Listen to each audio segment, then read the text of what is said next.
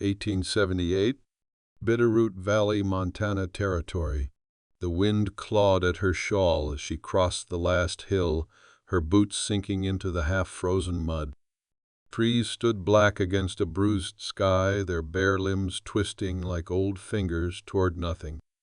Down below, the land fell into shadow, a flat stretch of pasture stubbled with fence posts, some upright, some leaning like they'd given up halfway through the job. Martha had no more tears. They'd dried back in Wyoming somewhere past the broken axle, and the man who said he'd come back and never did. Her fingers were raw from pulling the wagon, one child tied to her chest, the other two walking silent, hollow-eyed beside her. Jessie was 5 and hadn't spoken since the dog died. Ruth was 3 and still believed her papa had just gone into town. The baby Mercy had never met him. They hadn't eaten since morning. A tin of beans, and what was left of the biscuits. Martha had split it 3 ways and lied, said she'd eaten while they were sleeping. Truth was, she couldn't keep anything down even if she tried. Her stomach had twisted into a knot too tight to loosen. At the base of the hill, a creek sliced the land clean. The bridge was gone, just splinters and rope. She looked down at the children. Their coats were too thin, their cheeks chapped red from wind. Jessie had a cut lip. Ruth had wet her stockings and didn't complain. "I'll carry her," Jessie said, already reaching for his sister. His voice was hoarse. It stopped Martha cold for a breath. She blinked hard and nodded.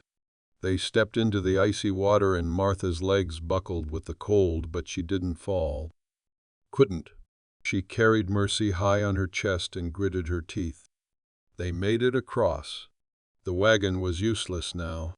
She'd left it behind a mile back, along with everything too heavy to carry. One wool blanket, a skillet, her mother's Bible. She didn't bring the wedding picture.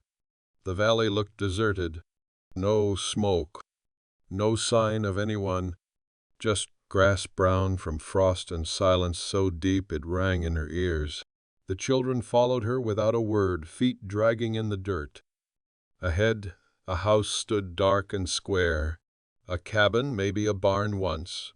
The door was off its hinge and a shutter banged loose in the wind. It was shelter, nothing more. She pushed the door open and it let out a groan like something dying. Dust rose. She stepped inside and smelled old wood, cold ash, and mildew. But the walls stood. There was a fireplace cracked and blackened. A bench with one leg shorter than the rest. Jessie laid Ruth down on the floor and curled beside her. Martha held Mercy close and sat against the far wall, knees pulled up trying to keep them all warm with her body. That night the wind blew hard. She closed her eyes and whispered not quite a prayer, not quite words. Just a sound from deep inside her like a bird's last call before dark. Morning came slow. Pale light creeping through the slats like it didn't want to come in. Martha tried to stand and couldn't. Her knees buckled. She sank back down, dizzy and cold, and wrapped her arms around Mercy. A knock came, soft, then louder. She thought she'd imagined it. Her head was thick, heavy, like full of cotton. But then it came again. A real knock. She opened her eyes. Jessie was standing thin as kindling, staring at the door. The knock came a third time. She forced herself up. Her bones protested. Her breath caught. She crossed the floor and opened the door. A man stood there. Not old, not young. Coat dusted in snow. A wide-brimmed hat shadowed his face. He looked at her like he wasn't sure what he was seeing. Then he looked past her. Saw the children. His face changed. He took off his hat. "You all right?" he asked, voice low and worn. She didn't answer. He looked down at Jessie. "Ruth." Then back at her. "You all got a home?" Martha shook her head once. He looked again. Took a step forward. "You do now," he said. Then stepped inside. He didn't ask her name, not at first, just handed her a blanket from his saddlebag and knelt by the hearth like he'd known it all his life.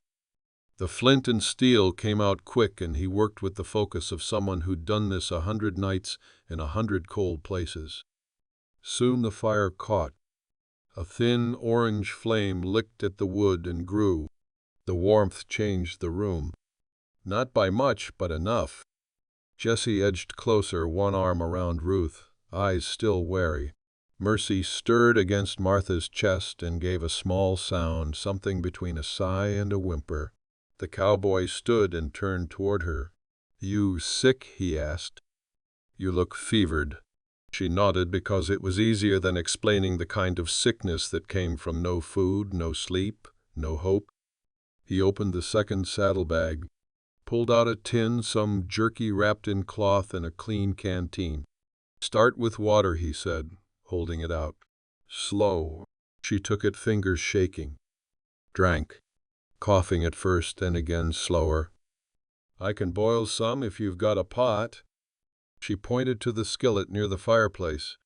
He nodded and got to work. She watched him through half-lidded eyes. He moved quiet, almost careful, like someone raised to respect silence. His coat was worn, the sleeves patched, boots caked in dust. He had the look of someone who didn't need much and didn't expect much either. The children were asleep again. Jessie curled around Ruth like a guard dog. Mercy nursing now greedily, thank God. Martha leaned against the wall and said, "I don't know your name." He didn't look up. "Don't need it yet." She didn't argue. The firelight caught on the edges of his face, cheekbones sharp, under the skin jaw unshaven lines etched by sun and wind. His eyes, though, were soft in the middle of all that. "Where'd you come from?" she asked. He poured water into the skillet and placed it over the fire. "Riding fence over at the Dawson place?" Saw smoke, figured something was wrong. "Folks don't burn green wood unless they're desperate. We didn't light it." He raised a brow. "Then someone else was here before you. You got here last night?" She nodded. He rubbed the back of his neck. "Could have been squatters. Or trappers. Ain't much law out this way. You alone?" "My husband left us in Rock Springs. Said he was going to trade the wagon for horses. That was 6 weeks ago." "You wait there. Waited until the money ran out. Then walk." Her throat tightened, but she forced the words out. "Weren't no choice." He didn't pity her. Just nodded like he'd seen worse. "You got kin anywhere?" "No." That part was easy. "Just the babies." He sat back, arms resting on his knees. "Well, I can bring you food from the ranch. Got some pull with the cook. She's mean as a stick but soft on kids." Martha shook her head. "We can't stay. This isn't ours." The man looked around the cabin, then back at her. "Ain't nobody's?" "Place was empty last I knew. Half the valley's empty now. People give up and leave. You stayed. That counts for something." Martha felt the tears rise again, uninvited. She blinked hard. "You don't even know me?" "I know you didn't leave them behind," he said, nodding toward the children. "That's enough." He stood and adjusted his hat. "I'll be back by sundown. You need anything, make a list in your head. I'll ask you next time." "Wait," she said, rising unsteady to her feet. "What do I call you?" He hesitated at the door, one hand on the frame. "Call me Boone." Then he stepped out into the cold and was gone. She stood there a long time, watching the door swing slightly in the wind. Something inside her, buried under weeks of hunger and fear, shifted. Not hope. Not yet. But something close to it. If this road mattered, subscribe and follow it. Boone came back that evening just like he said he would, the sky burning orange behind him, horse steaming from the ride. He brought bread wrapped in a flour sack, dried apples, a slab of salt pork, and a small jar of honey that Martha almost wept over when she saw it. "You weren't Bluffing, she said. He didn't smile, just set the food down and went straight to the fire. Ruth sat up when she smelled the bread, and Jesse stared like he couldn't believe any of it was real. Boone handed the loaf to Martha. Still warm. Took it before the cook saw. The children ate like they'd forgotten what food was. Ruth with crumbs stuck to her chin, Jesse chewing careful but fast. Boone crouched near the hearth, arms looped around his knees, watching them with a look she couldn't place. "You got children?" she asked. He didn't answer right away, just stirred the fire. "Then had a sister. Younger. I raised her for a while." "What happened to her?" "She married a man who drank too much and hit when he felt small." His voice was quiet, almost flat. "Tried to get her to leave. She wouldn't. Died of fever last spring. Baby didn't make it." Martha lowered her eyes. The fire popped. "I'm sorry." He shrugged. "Weren't your doing." After a long while she said, "I was 17 when I married Matthew. He was older, had a wagon and a way of talking like things would always turn out right." She ran a hand over Mercy's head. "First year wasn't so bad. Second, things got thin. He started blaming me for it." Boone didn't interrupt, just listened. He wasn't cruel. Not at first. Just distant. Then sharp. Then gone. "Men like that," Boone said, "ain't men." They sat in silence. Outside the wind had settled. Inside the air warmed enough that Martha could stretch her legs without shaking. Jesse leaned against her side, half asleep. Ruth was already curled in a corner with Mercy beside her. Safe. For now. Boone stood and moved toward the door. "I'll check the fence line tomorrow, then ride back. Bring nails. Maybe a hammer." "We can't pay you," Martha said, not harsh but firm.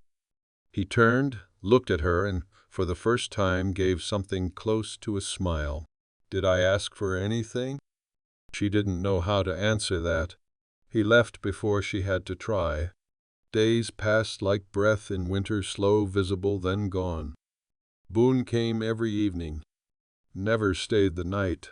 Always brought something useful: flower matches, a strip of canvas for the broken window, dried corn for the fire. He helped patch the roof where it sagged. Rehung the front door. Fixed the hinge so it didn't creak. He never asked questions. Never offered more than he had. But he always came back. Martha felt her strength return. Enough to boil water without shaking. Enough to hum sometimes while cooking. One morning she even stepped outside and felt the sun on her face and didn't cry. The children began to speak again. Jesse followed Boone around, watching him fix things, asking questions in a whisper. Ruth called him the Cowboy like it was a title, not a name. Boone told them stories once about a wild horse he couldn't catch and a dog that bit every stranger but him. The stories weren't funny, but the children laughed anyway.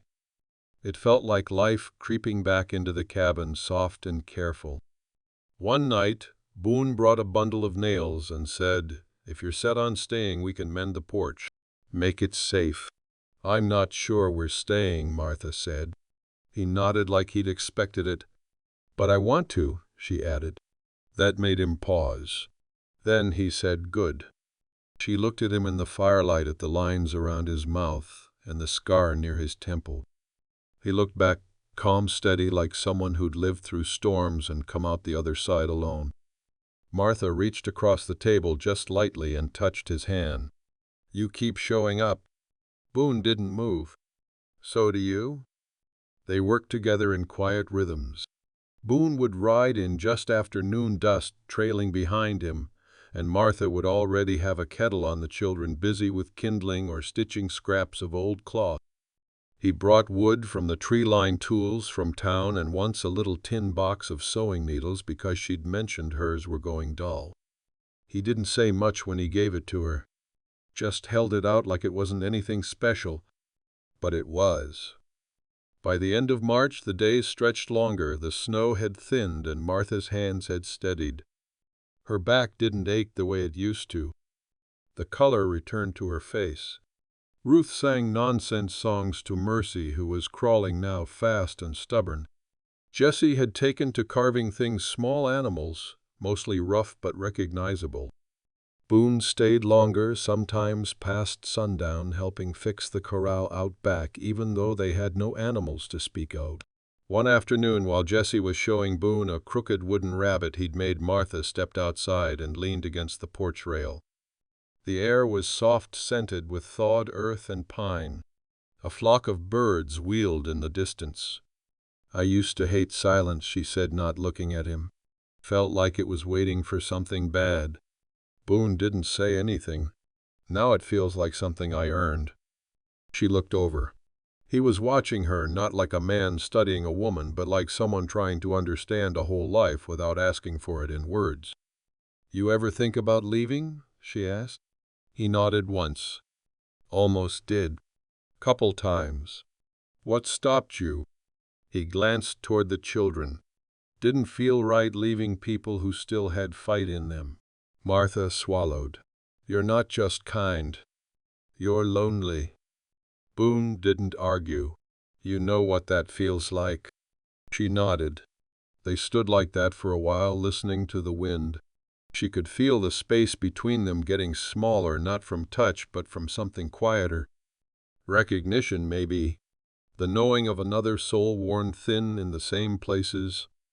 Later, while the children slept and the fire cracked low, Boone sat at the table sharpening his knife. Martha was mending one of Jessie's shirts. "You always stay this long?" she asked. Boone didn't look up. "No." "Why now?" He set the knife down. His hands were rough knuckles, scarred from old fights or farm tools. His voice was low. "'Cause I want to." Martha looked down at the needle in her hand. Her fingers trembled, but not from fear. "You know this can't stay easy," she said.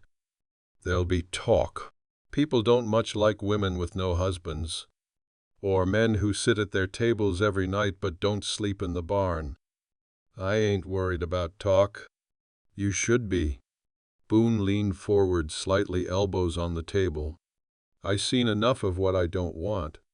I know it when something good shows up."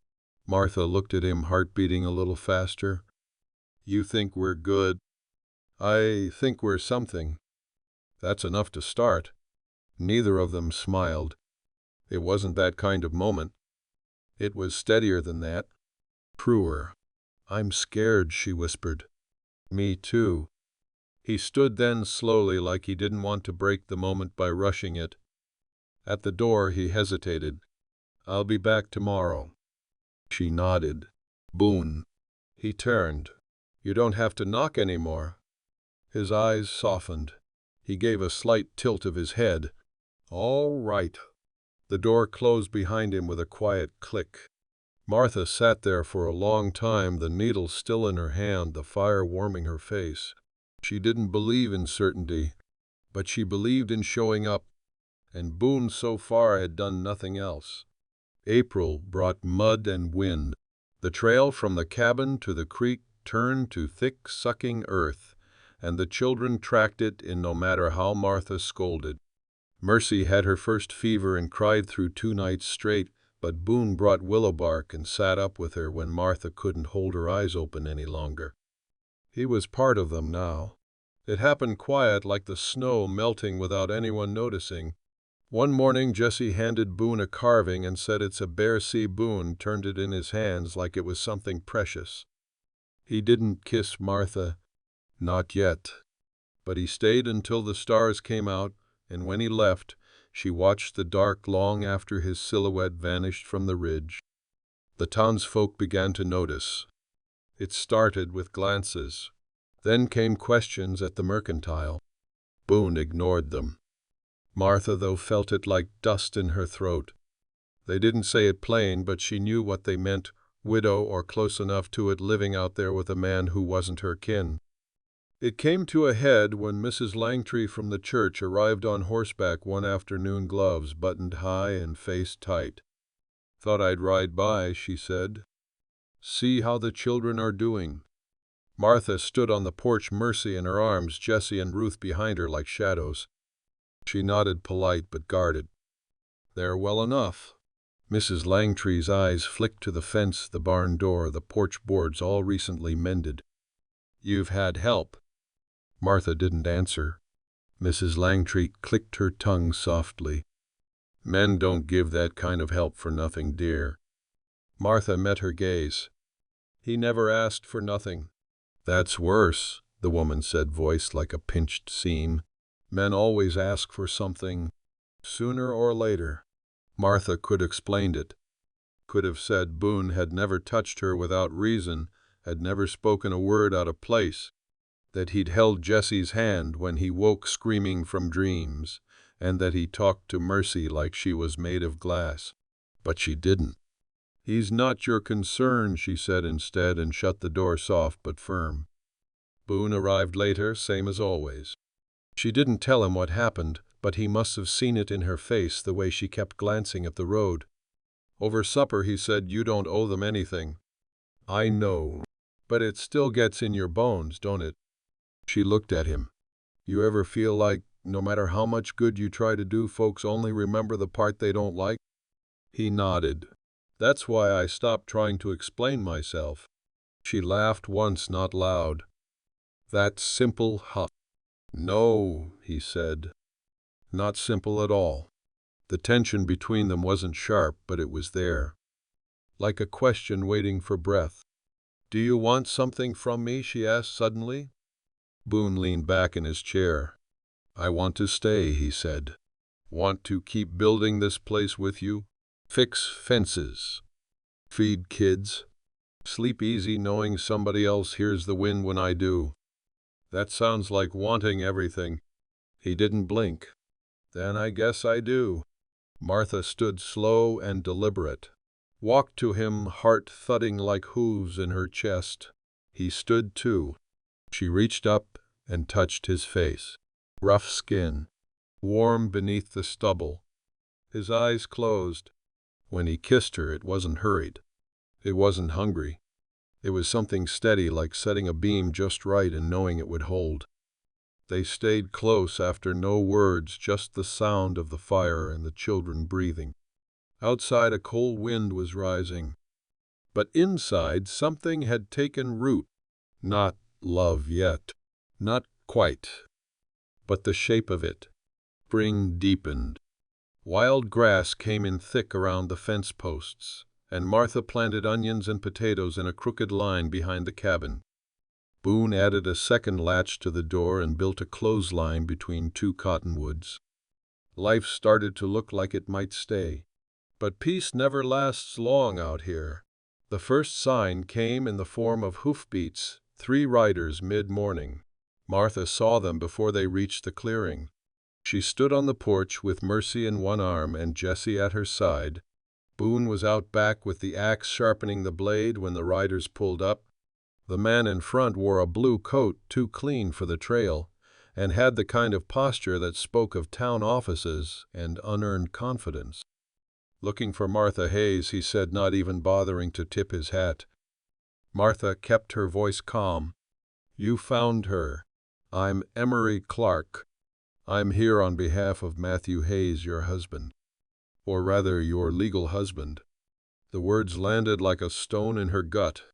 Boone came around the side of the cabin, then axe still in hand, not threatening but not far from it. "Go on," Boone said. Clark's lip curled. "Your husband sent me to collect what's his. The wagon, the children, and any property in your possession. He says you abandoned him." "I didn't abandon him," Martha said, fire rising in her throat. "He left. Didn't send word, didn't come back. He claims otherwise. Legally, these children are his. And under the law, you've got no right to keep 'em from him." Jessie clung tighter to her skirt. Boone stepped closer. "That man got a place to live, a job, any witness to his version of events." Clark didn't flinch. "He's offering her a chance to make this right. But if she refuses, there'll be consequences." Martha stared at the man. Her knees trembled, but her voice stayed level. You tell Matthew he can find me himself if he's so set on claiming what he abandoned. I'm not going anywhere." Clark narrowed his eyes. "Suit yourself. He'll file papers. There'll be a hearing. Might not go your way." He turned his horse without another word. The three rode off, dust rising behind them like a warning. Boone didn't say anything for a long moment. Then he asked, "You think he'll really come?" "He's a coward," Martha said. "But cowards get bold when someone else does the riding." They went inside. She made tea, though her hands shook. Boone sat across from her, arms crossed, face unreadable. "He could take them," she whispered. "I don't have papers. Not even Mercy's birth recorded." Boone shook his head. "He won't take them. You don't know that. I know you. I know Jesse'd bite him before he went. I know Ruth would scream the cabin down. And I know I'd stand in the doorway before I let any man cross it. But he could use the law. Then we fight him with the truth," Boone said, leaning forward. "You don't have to run again." "Not this time." Martha looked at him, at the steadiness in his face, the line of his jaw, the calloused hands folded on the table. She remembered walking that road alone, children's silent wagon broken. She remembered hunger and mud and silence too wide to bear. Now there was warmth. Now there was someone who stayed. "All right," she said. "We'll fight." Boone stood and reached into his saddlebag, pulled out a small wooden box, set it on the table. "What's that?" He opened it. Inside were papers. His name, his land claims signed and dated. He slid them across to her. "This place is mine. You and the children are here by my say. And soon, if you'll have it, it'll be yours too." Martha stared down at the papers. Her throat closed up. "You're asking me." "I'm asking," Boone said. "Not because I need to, but because I want you to choose it." "Me?" "This life." She looked at the door, the light falling through it, the little shoes by the fire, the carving Jesse made still sitting on the shelf. "I do," she said. "I already did. When I opened that door." Boone's eyes softened. He reached for her hand. Outside, the wind stirred the grass. Inside, it was quiet, but not the hollow kind. The full kind. The kind that meant something was about to begin. They married under a cottonwood tree while the creek whispered through the grass. No preacher, no papers yet, just Boone's quiet voice promising to stay, and Martha's answer spoken clear with her hand in his. Ruth scattered wildflowers. Jesse stood straight as he could, proud like a deputy. Mercy pulled at Boone's pant leg until he scooped her up mid-vow and held her there as if she'd always belonged. Boone slipped a ring onto Martha's finger. It wasn't gold, just twisted wire he'd shaped with his own hands, but it fit and it held. Later they sat on the porch, the children chasing chickens that weren't theirs yet, the sun dipping low and warm behind the ridge.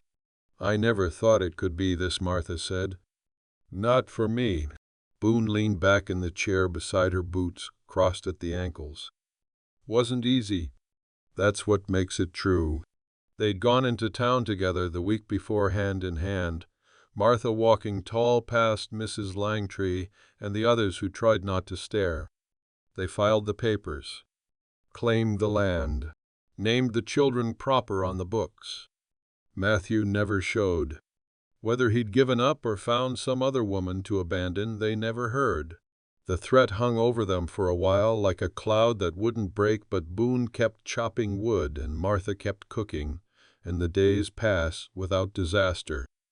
By summer, the garden took root.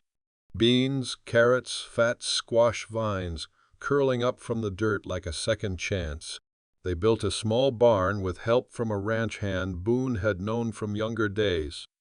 Martha taught Jesse to read by firelight. Boone carved Mercy a wooden spoon with her name scratched careful on the handle. It wasn't a big life, but it was honest. Every piece of it hard-earned.